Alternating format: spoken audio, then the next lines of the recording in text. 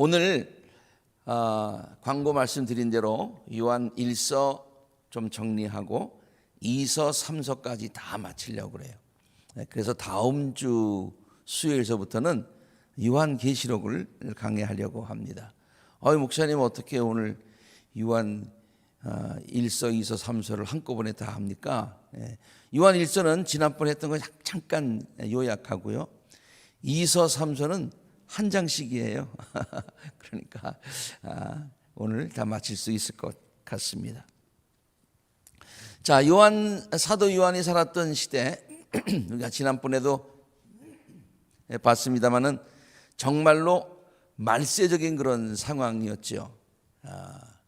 교회가 핍박을 당하고 성도들이 이제 순교를 당하고 핍박을 당하고 정말 신앙생활하기 어려운, 그래서 성도의 입장에서 봤을 때는 정말 말세다 라고 피부로 느끼는 그와 같은 것이었단 말이에요. 그때에 성행했던 게 있다고 그랬어요. 그것이 뭐냐면은 종말론이랐다고 그랬어요. 그래서 종말론이 이제 모든 것들이 다 끝났다, 예수님이 오신다. 물론 그 종말론적인 신앙을 가져야 되지만은 잘못된 종말론이 이제 퍼지게 되었어요. 이제 뭐 곧 세상이 다 끝난다 그러니까 이제 적당히 살자, 뭐 즐기고 살자, 뭐 이런 이야기들, 이런 분위기들. 그 다음에 또 이제 종말론과 함께 같이 있었던 것이 뭐냐면은 예수 그리스도의 그러한 인성을 부인하는 영지주의자.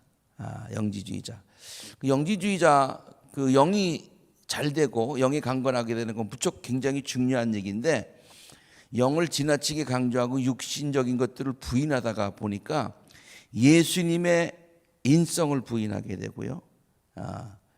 그 다음에 예수님의 인성을 부인하면서 동시에 우리에게도 영만 중요하지 육신은 중요하지 않다. 그래서 우리 영혼은 이미 구원받았으니까 육신은 죄를 져도 이제는 더 이상 지옥에 갈 해당 사항이 없다, 뭐 이렇게 생각하는 거죠. 그래서 이 종말론과 함께 이 영지주의와 함께 이렇게 섞이다 보니까 그저 그냥 성도가 이 세상에 마지막까지 살면서 성실하게 성도답게 살아야 되는데 그렇지 못한 분위기가 이렇게 있었던 그런 분위기였어요. 그래서 사도 요한이 지금 소아시아에 있는 교회를 향해서 정말 아비와 같은 마음으로, 그때는 뭐 사도 요한이 나이가 90이 넘었을 때니까요, 정말 아비와 같은 마음으로 성도들을 사랑하면서 권면하는 그 같은 내용이 요한 1서, 2서, 3서가 되겠어요. 요한 1서는 일반 소아시아에 있는 모든 교회들에게 일반적으로 보냈고요. 그 다음에 요한 2서는 이제 조금 이따 보겠습니다만은 어떤 교회를 지칭하지 않고 일반적으로 조금 더 박해가 심해진 것 같아요. 그래서 이름을 숨기고 어느 교회에 어느 성도들에게 이렇게 보내고요. 요한 3서는 어떤 개인에게 특별히 보내는 그것으로 이루어져 있습니다. 자, 말세에 경계할 이단의 가르침에 대해서 우리가 아주 간단하게 요약을 하자면은 말세에 경계해야 될 이단의 가르침에 대해서 아까도 말씀드렸습니다만은 거짓 선지자들을 조심하라고 그랬어요. 사랑하는 여러분, 어느 영이든지 다 믿지 말고 그 영들이 하나님께로부터 왔는가 시험해 보십시오. 거짓 예언자가 세상에 많이 나타났기 때문입니다. 그래서 많은 거짓 예언자들이 나와서 성도들의 믿음을 이렇게 혼란하게 만들었어요. 그래서 영적인 분별력을 가지는 것이 굉장히 중요합니다. 요새도 마찬가지인 것 같아요. 그렇죠? 우리가 신앙생활을 하면서 영적인 분별력을 가지고 신앙생활하는 것이 얼마나 중요한지 몰라요. 그래서 엔진도 중요하지만은 핸들이 굉장히 중요하잖아요. 방향이 중요하잖아요. 그래서 영적인 분별력을 가지고 올바른 방향으로 신앙생활을 해야 된다. 마지막 때일수록 더 그렇다. 두 번째는 성육신의 교리를 부인하는 것이죠. 그래서 예수를 시인하지 않는 영은 다 하나님께로 오지 않은 영입니다. 또 예수 그리스도께서 육신을 입고 오셨음을 시인해야 됩니다. 예수 그리스도께서 육신을 입고 오신 것을 시인해야 되는데, 그것을 시인하지 않으면은 영지주의에 빠지게 되고 육신적인 것을 무시하게 되고, 예수님의 육신만 무시하는 것이 아니라 우리가 살아가는 육신이 짓는 죄까지도 다 괜찮다고 생각하는 이상한 교리에 빠지게 돼서 성도답게 살아가지 못하게 됩니다. 이것을 조심하십시오. 그래서 종말론이 성행하지만은 막 살아서는 안 된다는 거예요. 뭐 노세 젊은 노세 늙어지면 못 노나니, 옛날에 그런 노래가 있었는데요. 노세 뭐 즐기세, 이제 종말이 가까웠으니까 이제 뭐 이래야 무슨 소용이 있느냐, 그냥 뭐 즐기자, 이러한 삶의 태도는 되지 않는다. 더욱더 성결하게 살아야 되는 성도들의 삶을 강조하면서요, 빛 가운데 행해라, 그렇게 가르치고 있었고요. 왜? 하나님이 빛이시기 때문에 우리들도 또 빛 가운데 행하는 것이 너무 당연하지 않느냐. 또 말씀을 지키며 살라고 그랬어요. 하나님을 사랑하는 것은 그분의 계명을 지키는 것이다. 정말 하나님을 사랑한다면, 정말 하나님의 자녀들이라면 하나님의 계명을 지켜야지, 마지막 때라고 그래가지고 안 지키면 되겠느냐, 그런 말이죠.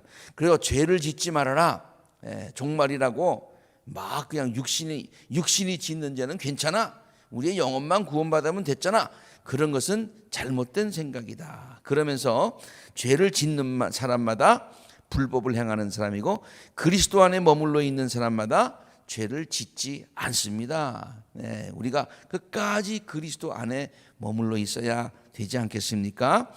그리고 또 세상의 것들을 사랑하지 말자. 이제 정말 마지막 때에 우리가 하늘의 것을 바라보면서 소망을 가지고 살아야지, 세상의 미련을 가지고 그냥 그것을 붙들면서 그냥 아둥바둥 끝까지 그렇게 사는 모습은 성도들의 삶의 모습이 아니다. 세상을 사랑하는 사람에게는 그 안에 아버지의 사랑이 없습니다. 그래가지고 세상을 뭐 무시하고 저 뭐 산에 들어가서 세상을 등지고 살아라, 그거는 아니에요. 그건 아니에요. 그러나 세상에 너무 집착해가지고 살아가는 것은, 그것은 바른 성도들의 모습이 아니다. 그래서 하나님의 자녀답게 살라고 계속 권면을 합니다. 사랑하는 여러분, 이제 우리는 하나님의 자녀입니다. 앞으로 우리가 어떻게 될지는 아직 밝혀지지 않았습니다만, 그리스도께서 나타나시면 우리도 그와 같이 될 것임을 압니다. 그때에 우리가 그를 참 모습 그대로 뵙게 될 것이기 때문입니다. 그에게 이러한 소망을 두는 사람은 그가 깨끗하신 것과 같이 누구나 자기를 깨끗하게 해야 됩니다. 끝까지 성결함을 잃지 않는 성도들이 되어라. 그리고 마지막에 요한 1서 가운데 가장 인상적이고요, 또 요한 1서를 전체 읽으면서 가장 기억에 남는 것, 또 사실 요한 사도가 이것을 굉장히 강조했어요. 마지막 시대를 살아가면서 성도답게 사는데 혼자 신앙생활하는 것 아니라는 거예요. 하나님께서 사랑의 공동체, 믿음의 공동체 함께 불러주었으니 공동체에 함께 모여서 서로를 의지하면서, 서로를 사랑하면서, 서로를 격려하면서 살아라. 이것이 마지막 때를 이기는 비결이다. 어려움을 이기는 비결이다. 그래서 사랑을 굉장히 강조를 합니다. 이것은 여러분이 처음부터 들은 소식인데, 곧 우리가 서로 사랑해야 한다는 것입니다. 그래서 요한 1서도 그렇고 2서도 그렇고 3서도 그렇고 공통적으로 사도 요한이 굉장히 강조해서 외치는 메시지가 하나님이 사랑이시다. 하나님이 우리를 먼저 사랑하셨다. 그렇기 때문에 우리는 하나님을 사랑하는 것과 동시에 우리도 이웃들을 사랑해야 된다라고 하는 것을 강조해서 반복해서 얘기해 주고 있습니다. 자녀 여러분, 우리는 말로나 혀로만 사랑하지 말고 행함과 진실함으로 사랑해야 됩니다. 이 어려울 때에, 마지막 때에, 종말론이 있는 이와 같은 그 상황에서 우리가 할 수 있는 것은 성도들끼리 사랑하는 거다. 여러분, 우리 팬데믹 이번에 지나면서 그런 걸 더 많이 느끼지 않았어요? 그렇죠? 우리가 소셜 디스턴싱 하면서 서로 만나지 못하고 사회적인 거리두기는 하였습니다마는 성도가 서로 더 기도로 연결되고 서로가 더 위해주고 격려해주고 이렇게 하는 것이 얼마나 중요한지 몰라요. 네. 특별히 병중에 있었던 성도들을 위로하고 슬픔을 당했던 성도들을 서로가 같이 위로해주는 사랑의 공동체가 있다고 하는 것은 얼마나 중요한 것인지 몰라요. 사도 요한이 바로 이때에, 제가 지난 주일 설교에 2000년 전의 사도 요한의 시대나 지금이나 시간적인 차이는 2000년 있지만은 시대적인 상황은 비슷하다고 그랬어요. 신앙생활하기 어렵고 교회의 정체성에 대해서 다시 한번 그 퀘스처닝을 하는 그와 같은 정말 교회도 힘들고 성도도 힘드는 그와 같은 시대에 살고 있는데 우리들이 어떻게 되느냐? 성도들끼리 더 모이기를 힘쓰면서 서로가 사랑하는 것이 얼마나 중요하냐라고 하는 것을 사도 요한이 강조하고 있고, 이 메시지는 바로 오늘날 우리들에게도 해당되는 메시지다. 이것이 하나님의 계명이니 곧 아들 예수 그리스도 이름을 믿고 그리스도께서 우리에게 명하신 대로 서로 사랑하라는 것입니다. 여러 차례 말씀을 드렸습니다마는 사도 요한은요, 우리 지난번에 살펴보았지만 굉장히 우락부락했던 사람이었어요. 네. 뭐 예수님을 배척하지 않는 사람들 한번 내가 가서 혼내줄까요? 하늘에서 그냥 막 천둥이 치라고 벼락이 치라고 그럴까요? 막 그렇게 그냥 이렇게 뭐 어깨 예수님의 주변에서 무슨 보디가드 같은 그런 역할을 하면서 굉장히 그 성격이 그 괄괄했던 그런 사도 요한인데, 예수님의 사랑을 받고서 항상 자기를 가르쳐서 예수님의 사랑하는 자, 예수님의 사랑받는 자, 그렇게 자기 자신을 표현했을 뿐만 아니라 노년에 가서도 정말로 부드럽게 사랑을 강조했던 사도였습니다. 그래서 설교할 때마다 나가면은요 계속해서 사랑만을 외쳤어요. 네. 어느 목사님이 그 교회에 새로 부임을 했는데 그 교회가 문제가 굉장히 많았던 교회라고 그래요. 그래서 이제 부임 설교를 했습니다. 우리 서로 사랑합시다라는 설교를 했어요. 교인들이 은혜 받았어요. 그 다음 주일날 목사님이 지난 주일하고 똑같은 설교를 또 했어요. 지난 주일에 목사님이 설교를 참 좋았는데 두 번 들으니까 좀 그러네. 뭐 좀 강조하려고 그랬겠지. 세 번째 주일 됐는데 또 똑같은 설교를 했어요. 우리 서로 사랑합시다 하는 설교를 했어요. 이게 한두 달 계속 연속이 된 거예요. 그래서 나중에 교인들이 찾아왔습니다. 목사님, 뭐 사랑하라는 얘기는 좋긴 좋은데 계속해서 똑같은 설교만 하시니까 좀 그런데 좀 다른 설교 해 주실 수 없으신가요? 그러니까 그 목사님이 뭐라고 말씀하셨는 거 아니? 여러분이 들어서 은혜는 받았다고 그러지만은 아직까지 내가 이 실천되는 게 보이질 않습니다. 그래서 저는 그것이 실천될 때까지 설교할 겁니다 라고 했다는 아주 실화라고 그래요. 네, 그런 일이 있었다고 그래요. 그런 이야기를 들었는데 사도 요한도 마찬가지였어요. 그저 노구의 몸을 가지고 오셔서 이제 설교 시간이 되면은 그냥 사랑하는 자들아 하나님은 사랑이시다. 우리가 먼저 하나님이 우리를 먼저 사랑했으니 우리가 서로 사랑하자. 뭐 이런 얘기를 계속 반복하셨다고 하는 그 같은 전승이 전해지는 이야기가 있어요. 이게 사도 요한의 그런 강조점, 특별히 종말론을 살아가는 어려운 시대를 살아가는 성도들이 한 공동체 안에서 사랑하는 것이 중요하다. 계속해서 요한일서 4장에 보면은요, 사랑하는 여러분, 하나님께서 이렇게까지 우리를 사랑하셨으니 우리도 서로 사랑해야 됩니다. 뭐 그냥 여러분 요한일서 읽어보고 여러 차례 이런 얘기가 나와요. 2서도 3서도 강조해서 나옵니다. 그런데 그냥 사랑을 하는 것이 아니라 그렇게 얘기한 그 컨텍스트, 앞뒤 상황을 보면은 정말 신앙생활하기 어려운, 서로가 그 어려움을 겪고 있는 그 같은 상황 가운데서 사랑의 공동체 교회에 모여서 서로가 이해해주고 사랑해주고 격려해주는 기도해주는 공동체가 얼마나 중요한 것인가를 강조한 것이다 라고 보면 되겠습니다. 자, 오늘은 요한 2서에 있는 말씀을 계속해서 봅니다. 요한 2서는요 사도 요한의 첫 번째 편지와 맥락을 같이 합니다. 뭐 또 다른 시대가 온 게 아니에요. 더 어려워졌어요. 신앙생활하기 더 어려워졌어요. 왜? 핍박이 점점 더 그 강도가 심해지기 때문이에요. 그 편지의 수신자를 택하심을 받은 자매와 그 자녀들이라고 기록을 하고 있어요.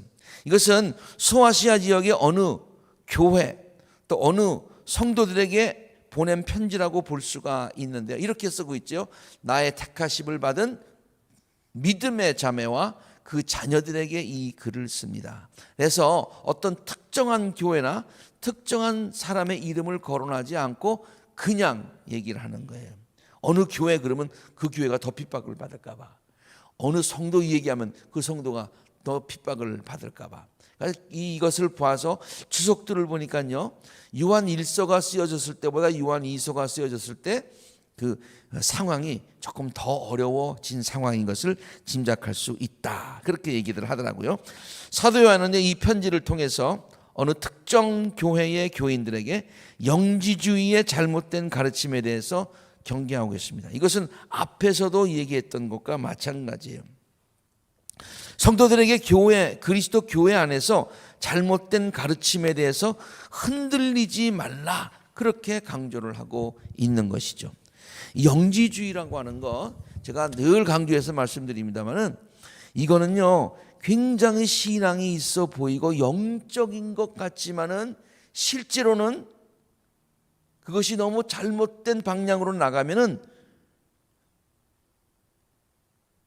요새 한국에서 많이 쓰고 있는 내로남불식의 신앙이 되기가 쉬워요.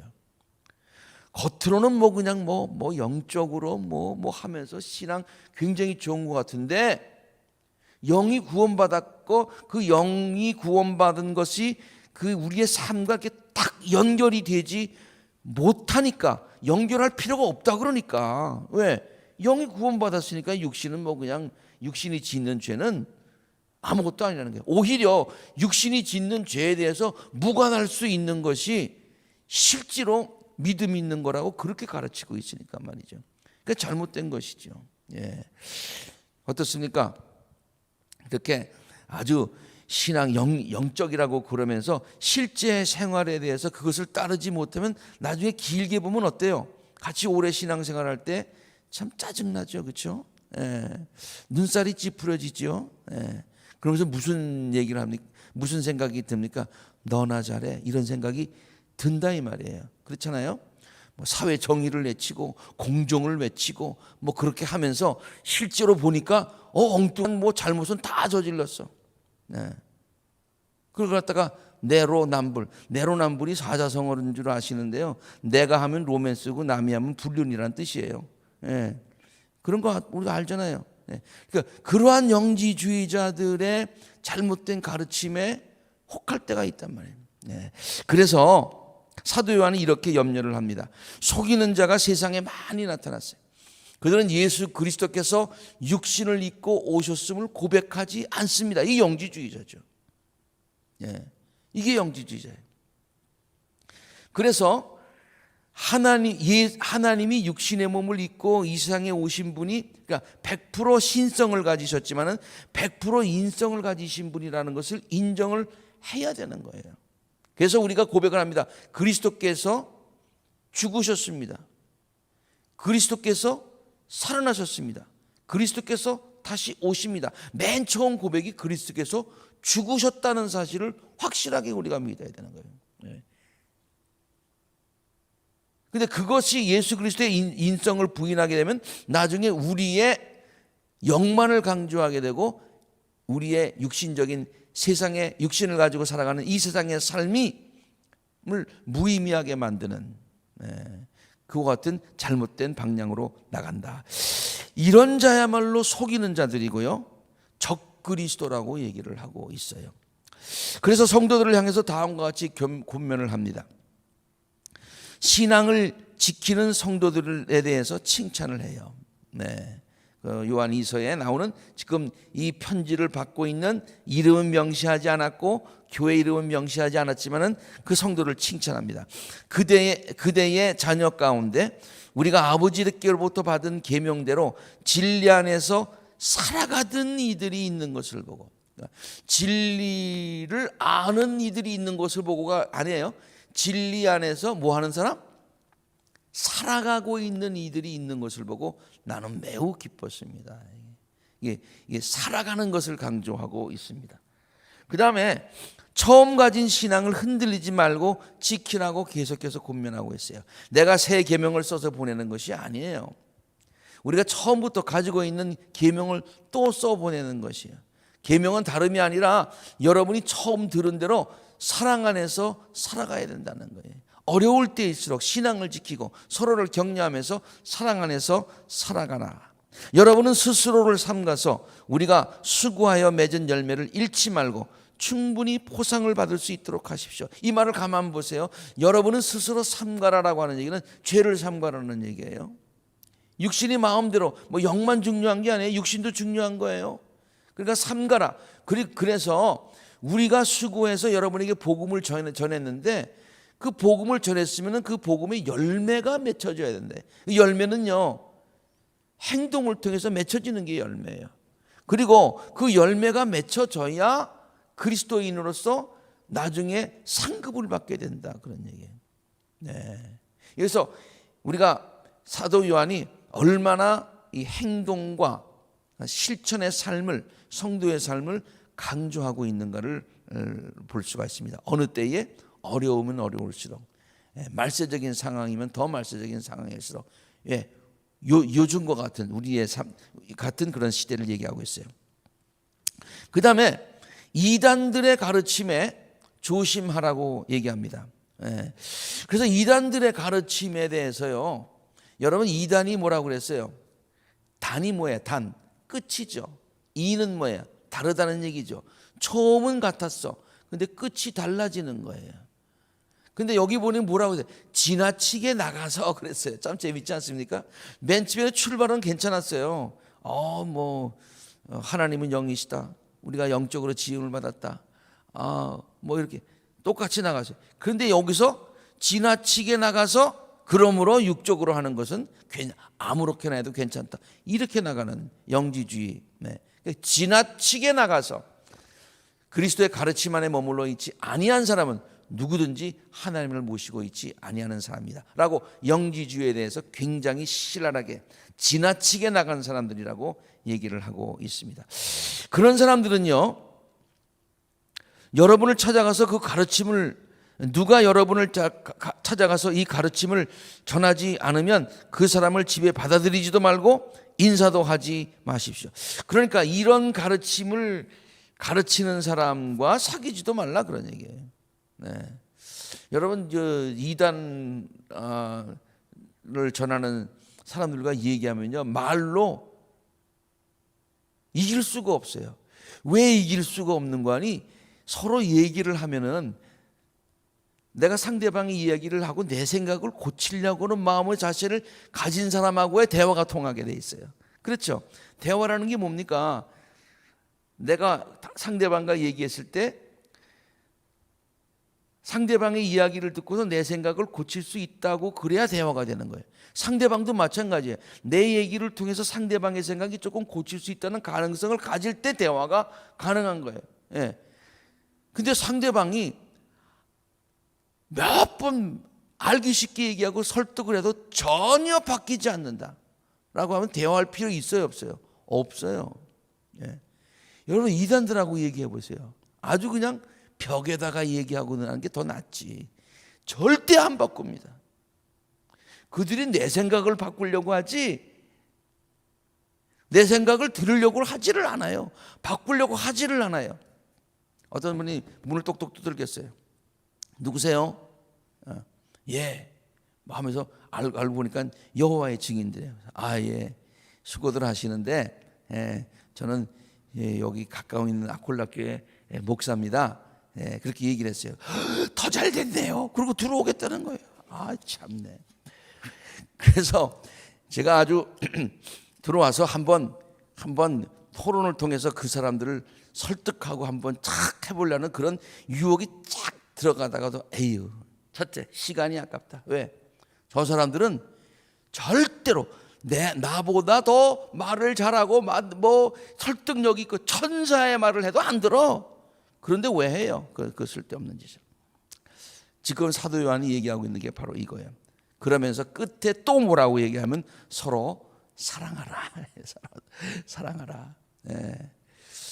그래서 서로가 비난하지 말고 이 사람은 이래 저 사람은 저래 뭐 이 사람은 이래서 부족해 저 사람은 저래서 부족해 하지 말고 서로 사랑 가운데서 같이 부족하지만은 믿음의 공동체를 이루어가면서 교회를 이루고 그리고 그 안에서 서로 위로를 받고 신앙인으로 살아가라라고 하는 그런 권면을 요한 2서에도 합니다. 자, 이번에는 요한 3서입니다.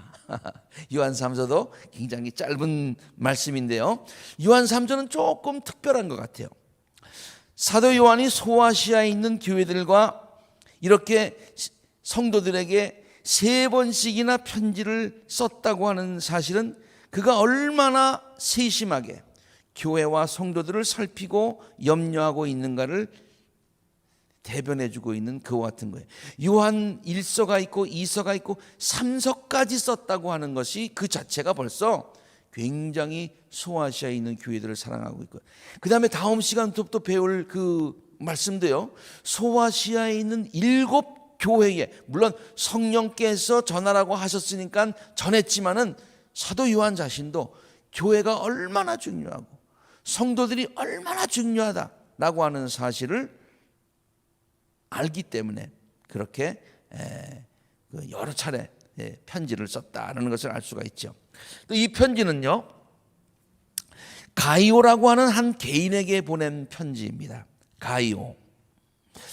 근데 그의 진실함과 충성스러움을 칭찬하고 축복하는 그와 같은 말씀이죠.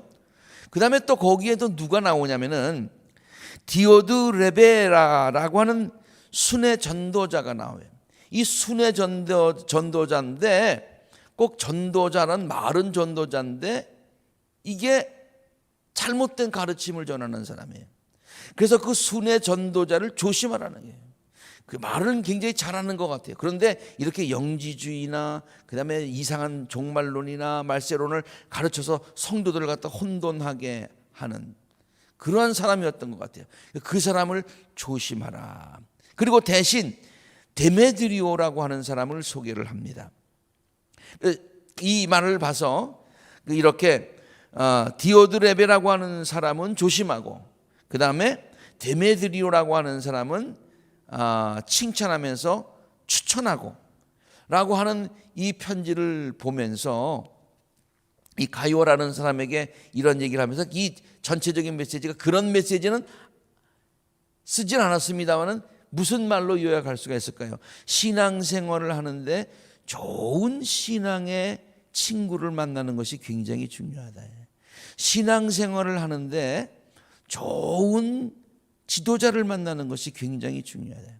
좋은 목사님 만나는 것이 중요하고요. 그리고 신앙에 좋은 신앙의 동지라고 그래야 되나요? 신앙의 친구들을 만나는 것이 얼마나 중요한지 모릅니다. 그래서 계속해서 불평하고 그다음에 이상한 얘기하고 신앙을 떨어뜨리는 말만 하고 불평만 하고 막 이런 사람을 만나면요, 있던 신앙도 그냥 맨 처음에는 저 사람 왜 그래 그러다가도 귀가 소홀깃해가지고 듣다 보면 자기 신앙도 다 까먹는 경우가 굉장히 많이 있어요. 그러니까 조심해야 돼요. 그런데 어떤 사람을 만나면은 조금 신앙에 어려움이 있어도 격려해주고 다 그런 거야. 이때는 이렇게 해야 되는 거야. 하나님의 말씀이 나도 부족하지만 같이 기도하자. 가지고 격려해주는 사람 만나면 어떻습니까? 나중에는 신앙이 다시 이렇게 일어나지 않습니까? 그러니까 신앙의 친구를 사귀는 것이 굉장히 중요하다. 가이오라고 하는 사람에 대해서 축복을 하는데요, 이 말씀은요 아주 유명한 말씀이에요. 그래서 사랑하는 가이오에게 이르렀습니다. 나는 그대를 진심으로 사랑합니다. 사랑하는 이여, 나는 그대의 영혼이 평안하는 것 같이 그대에게 모든 일이 잘되고 그대가 건강하기를 빕니다. 그의 영이 잘되고 영이 잘된 것 같이 범사하는 모든 일들이 주 안에서 강건하기를 바라노라 라고 하는 이 말씀은요, 굉장히 유명한 말씀이에요. 아이고, 제가 한국에 한번 순복음교회 가보니까 그 순복음교회 그냥 그 벽에 말이죠, 들어가는 성전에 그 라비에 크게 이 글자가 써 있더라고요. 뭐 지금도 있는지 모르겠습니다만 아무튼 그래서 이 말씀은 여기도 순복음교회 무슨 뭐 전매 특허라 이런 생각을 하면 안 돼요. 우리 모든 성도에게 해당하는 그런 말씀이에요. 그래서 이 가이오에게 영이 잘됨 같이 신앙생활을 잘하게 되면은 모든 일에 하나님의 은혜와 축복과 형통과 또 평강이 임한다라고 하는 그와 같은 말씀이에요. 가이오가 이만한 칭찬을 받을 만한 사람이었다고 하는 것이죠.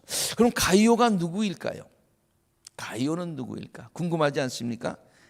가이오는 당시의 흔한 이름이었다고 합니다. 그 기쁨은 그 뜻은 기쁨과 환이라고 하는 그런 뜻을 가지고 있고요. 가이오라는 이름이 성경에 찾아보니까 세 사람이 나와요. 성경에 가이오라고 하는 이름이 세 사람이 나오는데 지금 사도 요한이 어느 가이오에게 쓰고 있느냐? 근데 어떻게 생각하냐면 지금 이 편지가요, 누구에게 보내는 거예요? 지도 먼저 한번 좀 보여주실래요? 맨 밑에 있는 지도 한번 보여주시면 소아시아에 있는 교회들에게 보내는 거잖아요. 그러니까 소아시아에 있는 지역의 출신의 가이오에게 보내는 거겠죠. 그렇죠? 그렇잖아요. 소아시아에게 보내니까 가이오가 소아시아에 사는 가이오다 그런 얘기예요. 그런데 이따가 또 말씀드리겠습니다. 저 더베라고 하는 곳이 있는데 그 더베에 살고 있는 그 가이오에게 보낸 것이 확실합니다. 그래서 그러나 가이오라는 이름이 다른 이름과 이렇게 다른 데도 나오는데요. 첫 번째는요, 바울이 세례를 주고 후에 데살로니가의 첫 감독이 되었다고 전해지는 고린도 출신 가이오가 있습니다. 고린도 출신의 가이오가 있어요. 고린도전서 1장 14절에 보면요, 내가 여러분 가운데 그리스도와 가이오 말고는 아무에게도 세례를 준 일이 없음을 감사합니다. 지금 고린도에 가가지고 바울이 직접 세례 준 사람이 두 사람이에요. 그리스도와 가이오. 근데 이 가이오가 나중에 감독이 됐다고 하는 거예요. 그러나 그는 어느 출신인 거 아니? 고린도에서 세례를 받아서 고린도 지역 출신이에요.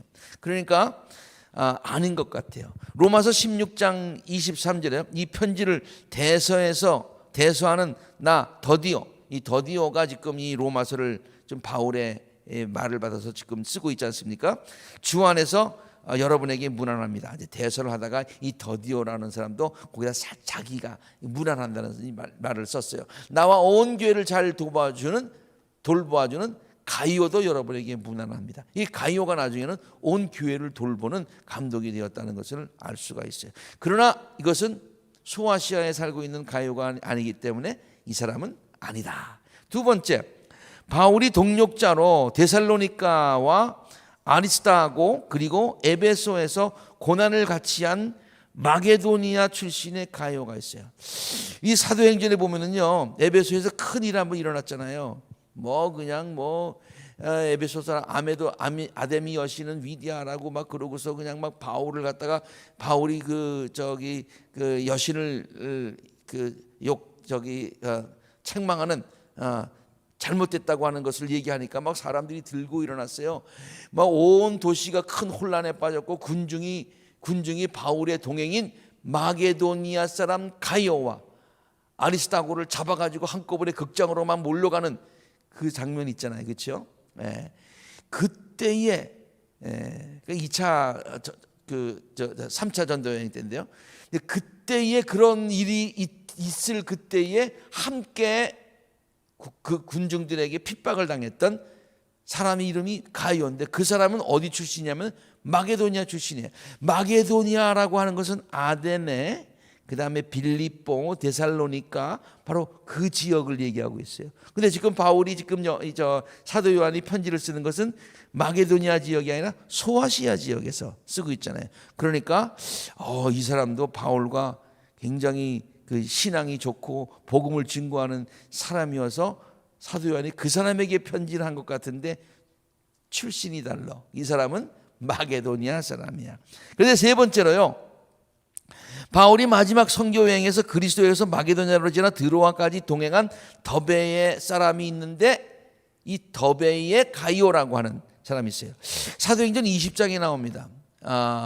이제 3차 전도 여행을 마치고 이제 그 3차 전도 여행에 이제 에베소에서 나중에 고린도로 갔다가 고린도에서 다시 가지 않습니까? 고린도에서 드로아로 같이 갈 때에 바울은 그곳에 여러 지방을 거쳐가서 여러 말로 신도들을 격려하고 그리스에 이르게 되지요. 그리스라는 얘기는 마게도니아 지역이 이르게 되죠. 거기서 석 달을 지내고 배로 시리아로 가려고 하는데 유대 사람들이 그를 해치려는 음모를 꾸몄으므로 그는 마게도니아를 다시 거쳐서, 그러니까 데살로니가 그 다음에 다시 빌립보 해가지고 마게도니아를 거쳐서 돌아가기로 작정을 합니다. 그때에 그와 동행한 사람은 브로의 아들로서 베리아 사람인 소바도와 데살로니가 사람으로서 아리스다고와 세군도와 그리고 더베 사람 가이오. 더베 사람 가이오 그리고 나중에 그 몇 사람이 더 있습니다.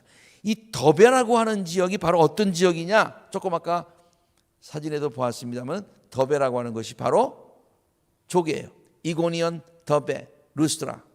바울이 1차 전도 여행 때 당겼던 그 코스예요.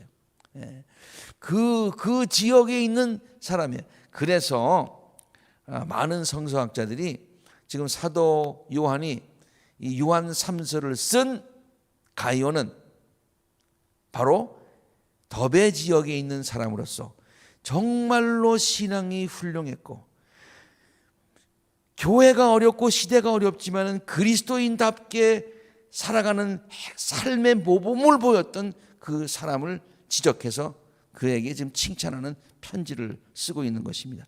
가이오가 어떤 사람이냐, 그의 진실함에 대해서 3절에 이렇게 얘기하십니다. 친구들이 와서 그대가 진리 안에서 살아가는 모습 그대로, 진리 안에서 뭐예요? 살아가는 모습 그대로, 이게 살아가는 것을 강조합니다. 그대의 진실성을 증언해 주었을 때 나는 매우 기쁩니다. 진실이라는 말은 무슨 말인가요? 진실이라는 말은 안과 밖이 같다는 얘기예요. 말과 행동이 같다는 거예요. 자기가 늘 얘기하고 있는 것과 삶이 같다는 얘기예요. 그래서 정의를 외치면서 본인은 그냥 형편없는 삶, 그렇게 내로남불식의 삶을 살고 있는 사람이 아니라는 얘기예요. 그 다음에 굉장히 충성스러운 사람이라고 소개하고 있습니다. 칭찬하고 있습니다. 사랑하는 이여, 그대가 형제 자매에게 더욱이 낯선 이들에게 봉사하는 일은 무엇이나 충성스럽게 하고 있습니다. 무엇이나 충성스럽게 하고 있습니다. 제가 이 진실하다는 말을, 여러분 그 바나바 있죠? 바나바, 바울과 같이 했던 그 바나바가 왜 그렇게 진실한 사람이냐? 그러니까 앞으로 발음해도 바나바고 뒤로 발음해도 바나바다 이렇게 했잖아요. 바나바. 그렇듯이 이 그 가이오라고 하는 사람은 말과 행동이 같고 모든 일에 충성스럽게 행했던 사람입니다. 사랑의 섬김에 대해서 또 칭찬을 합니다. 6절에 보니까요, 그들은 교회의 회중 앞에서 그대의 사랑을 증언하였습니다. 사랑의 행위를 증언하는 거예요. 그대가 그들을 하나님께서 보시기에 합당하게 잘 보살펴서 보내는 것은 잘하는 일입니다. 사랑의 행위. 그 다음에 전도자들을 잘 대하고 섬겼어요. 그가 특별히 복음 전하는 사람들 잘 대접하고 잘 섬겼어요. 그들은 그리스도의 이름을 전하려고 나서는데 이방 사람들에게서는 아무것도 받지 않았습니다. 그러므로 우리가 그런 사람들을 돌보아주는 것은 마땅합니다. 그래야만 우리가 진리에 협력하는 사람이 될 것입니다. 그렇게 진리를 전하는 사람들을 잘 대접하는 것, 이 일에도 가이오가 앞장을 섰다고 하는 것입니다. 그래서 특별히 이 가이오를 칭찬하면서요, 지금 요한 1서 2서 3서 다른 말로 표현하는 것 같지만은 말세를 살아가면서 성도답게 진리대로 성결한 삶을 말세지만 어렵지만 끝까지 지키는 것이 중요하다고 강조하는 전체 맥락은 똑같다, 그런 얘기예요. 그러면서 서두에도 말씀드렸습니다만 디오드레베에 대한 경고를 합니다. 이 디오드레베는 사귀지 마라, 멀리해라, 신앙에 전혀 도움이 안 된다. 이 사람은 왜냐하면 으뜸이 되기를 좋아해요. 으뜸이 되기를 좋아해요. 항상 자기 자신을 나타내요. 그들 가운데서 으뜸이 되기를 좋아하는 디오드레베는 우리를 받아들이지 않았습니다. 우리를 받아들이면 자기가 좀 낮아지니까, 그 자기만을 내세우는 사람, 그 사람은 사귀지 마라. 사도들을 비방하고 다니는 디오드레베, 그들은 사도들을 비방하고 다녀요. 내가 가면 그가 하는 일들을 들춰내겠습니다. 그는 악한 말로 우리를 헐뜯고 있습니다. 왜 목회자들을, 왜 사역자들을 헐뜯는가요? 그들을 헐뜯으면 그들에 대한 신뢰도가 떨어져요. 그들에 대한 신뢰도가 떨어지면 그들이 전하는 말이 신뢰도가 떨어져요. 그래서 사역자들을 비방하는 거예요. 그 비방하는 데 앞장선 사람이 바로 이 디오드레베예요. 좀 제가 목사로서 이런 얘기 전하기 혹시 오해가 되실까봐 전 걱정은 됩니다만은, 어느 교회 가든지 목회자에 대한 불만이 왜 없겠어요? 목회자가 완전한 사람이 아니잖아요. 근데 그 목회자의 그걸 갖다 감싸주는 말을 하는 사람이 있고요, 들춰내는 말을 하는 사람이 있어요. 근데 일반적으로 얘기해서, 반드시 그런 것은 아닐 수 있을지 모르지만 일반적으로 얘기해서 감싸주고 도와주고 하는 그 사람들과 사귀는 게 신앙생활에 득이 됩니다. 항상 그냥 이게 잘못됐어, 이게 왜 이래, 이게 부족해, 뭐해 라고는 그런 말을 하다 보면 그 사람, 그 목회자가 전하는 말에 대한 신뢰성이 없어져요. 그러니 그가 전하는 말을 들으면서 신앙이 자라야 되는데, 들으면서 무슨 생각을 하겠네? 목사님이나 잘하세요, 이런 생각을 하면 듣지 않겠어요? 그렇죠? 그 신앙이 잘하겠어요? 전혀 잘하지 않아요. 바로 이 디오드레베라고 하는 사람이 바로 그런 사람이었어요. 그러니까 사도들이 복음을 전해도 먹혀 들어가지 않는 거예요. 누가 중간에 있어? 바로 그 사람이 방해를 놓는 거예요. 그래서 전도의 방해꾼이 됐어요, 디오드레베. 그는 그것으로도 만족하지 않고 자기도 친구들을 받아들이지 않을 뿐 아니라 받아들이려는 사람까지도 방해하고 교회에서 그들을 내쫓는 거예요.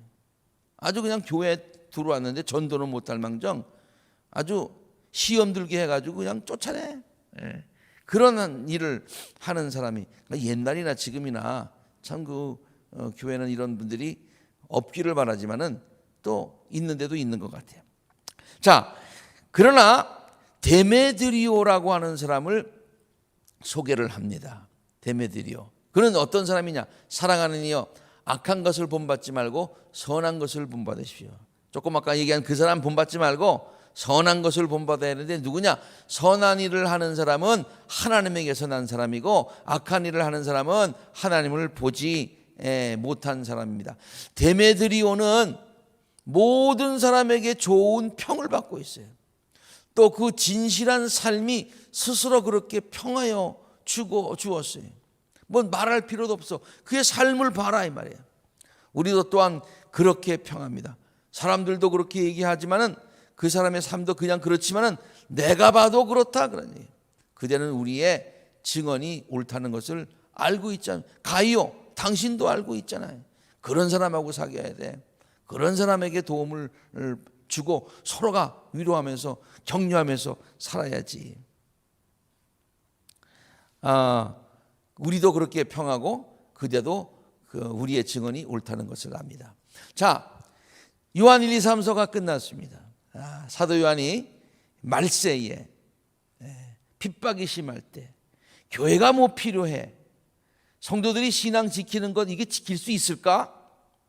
그와 같은 시대에 사도 요한은 그럴 때일수록 교회가 필요하고 그럴 때일수록 성도는 더욱더 신앙을 지켜야 되고 그럴 때일수록 영뿐만이 아니라 영과 육신이 연결되어 있으니 우리의 이 세상에서의 삶을 바로 성도답게 살아가는 것이 굉장히 중요하다라고 하는 실천적인 신앙을 강조하면서 믿음의 공동체 안에서 서로 사랑하면서 서로 격려하면서 아름다운 교회를 이루는 것이 얼마나 중요한가라는 것을 요한 1서, 2서, 3서를 통해서 우리에게 그때도 전하고 동일한 메시지를 우리에게 전하고 있는 것입니다. 자, 이제 다음 주에서부터는 요한 계시록에 대한 사도 요한의 정말 뭐 작품이라고 얘기하기가 뭐냐면 걸작 중에 걸작이고 굉장히 어렵지만은 그러나 심오한 진리가 있는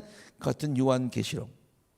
저도 이렇게 강의를 한다고 아주 큰 소리 치면서 이 어나운스는 했습니다만 조금 두려운 마음이 있어요. 내가 잘 전해야 될 텐데 라는 그런 열심히 저도 또 새로 공부하는 마음으로 열심히 준비하겠습니다. 다음 시간서부터 요한 계시록을 쭉 한번 전체 숲도 오지만은 그 숲 안에 있는 나무들도 보고 시내도 보고 또 새도 보고 동물도 볼 수 있는 그와 같은 요한 계시록 강해가 되기를 바랍니다. 우리 수요 예배는 이렇게 참석하셔서 들으시는 분들도 참 너무너무 귀합니다. 그렇잖아요. 여러분 집에서 들으시는 것보다 컨센트레이션이 잘 되잖아요. 집에서 소파에서 공부하는 것보다 도서관에서 공부하는 게 더 잘 되잖아요. 그렇잖아요. 그런 마음을 가지시고 오시고 또 여러 가지 밤운전이 힘드시다거나 여러 가지 상황과 형편이 허락지 않으시더라도 이제 지금까지도 그랬습니다만은 요한계시록 강의할 때 좀 더 집중해서 이번에 우리가 큰 은혜와 은혜를 받고 깨달음이 있는 그 같은 성경 강해가 되기를 바랍니다. 함께 기도하겠습니다.